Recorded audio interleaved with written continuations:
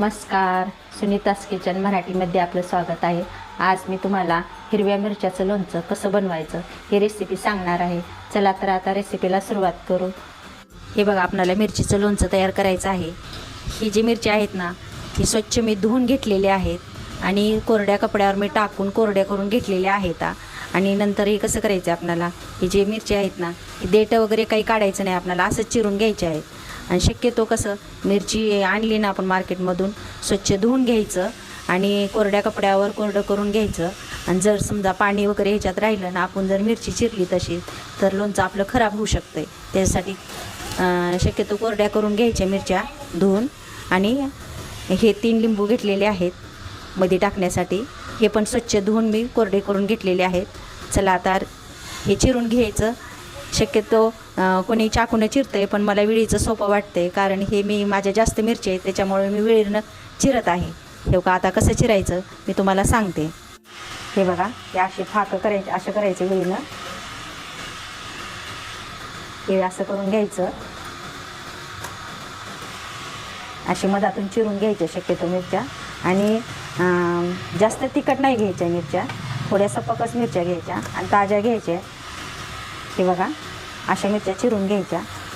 मी सगळ्या मिरच्या असं चिरून घेते। हे बघा, आता ही मिरची जी मी घेतलेली आहे ना, व्यवस्थित चिरून घेतलेली आहे।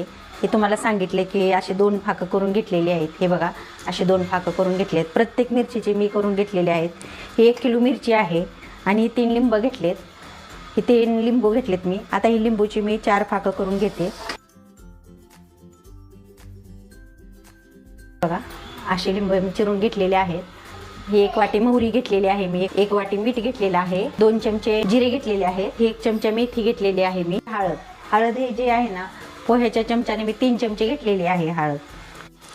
हे बघा, मी आता याला थोडं गरम करून घ्यायचं आहे आपल्याला मसाला। मी गॅस चालू करते। हे बघा, आता मी जिरे आणि मोहरी, आता मी याच्यामध्ये मेथी दाणे टाकून घेते। आता ह्याला आपण गरम करून घेऊया, कारण मिरची 1 किलो आहे आपल्याला, तर एवढी मोहरी आपल्याला लागेलच। थोडंच गरम करून घ्यायचं आपल्याला, जास्त नाही त्याला गरम करायचं। गॅस बंद करून घ्यायचा बस, आपल्याला जास्त गरम करायचं नाहीये। आपल्याला हे मिक्सरच्या भांड्यातून काढून घ्यायचं आहे बारीक करून।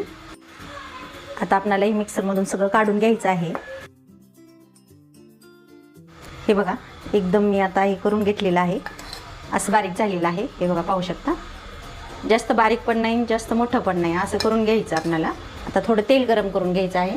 हे बघा, मी गॅस चालू केलेला आहे, गॅस बारीक करून घेते। आता आपल्याला 1 वाटी तेल लागणार आहे। हे 1 वाटी मी तेल घेतलेलं आहे। आता हे गरम करायला ठेवायले, चांगलं गरम होऊ द्यायचं हे तेल। हे बघा, तेल एकदम छान आता गरम झालेलं आहे। आता गॅस आपण बंद करून घेऊ। आता ह्याला थोडंसं थंड होण्यासाठी ठेवून देऊ। बघा, ही जी मिरची आहे ना, 1 किलो मिरची आहे, ही स्वच्छ मी धुवून सुकवून ओल्या कोरड्या कपड्याने पुसून वगैरे घेतलेली आहेत आणि चिरून ठेवले मी। मोहरीचा मसाला जे केलेला आहे ते आपण असं टाकून घेऊ सगळा।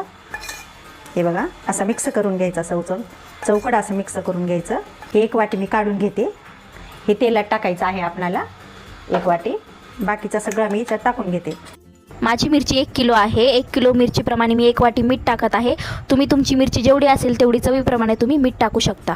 आता हे तेल आपलं थोडंसं थंड झालेलं आहे, याच्यामध्ये आपण आता पाव चमचा हिंग टाकून घेऊया। आता यामध्ये आपल्याला हळद टाकून घ्यायची आहे आणि जो आपण जिरे मोहरीचा मसाला वाटून ठेवला होता तो 1 वाटी मसाला पण या तेलामध्ये टाकून घ्यायचा आहे आणि ते सगळं मिश्रण एका चमच्याने हलवायचं आहे।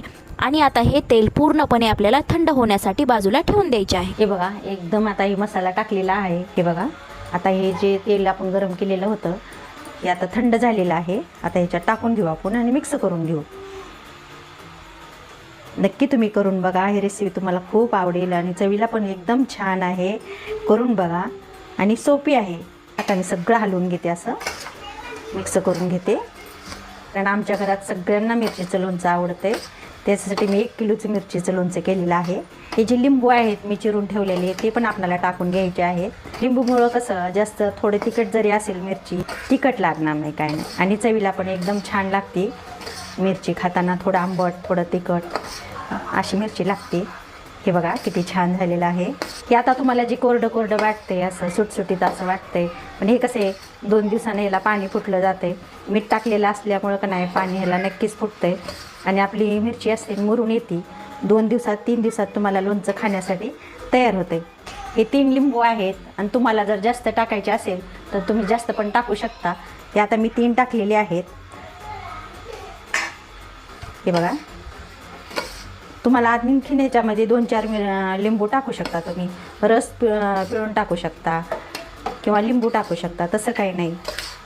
हे बघा, असं एकदम असं हलवून घ्यायचं. जे आपण मिरच्याचे काप केलेले आहेत ना, मसाला त्याच्यामध्ये जाऊन बसतो. तुम्हाला दाखवते, मसाला पण जाऊन बसलेला आहे. आता ह्याच्यामध्ये तुम्हाला 4-5 मिरच्या दाखवते.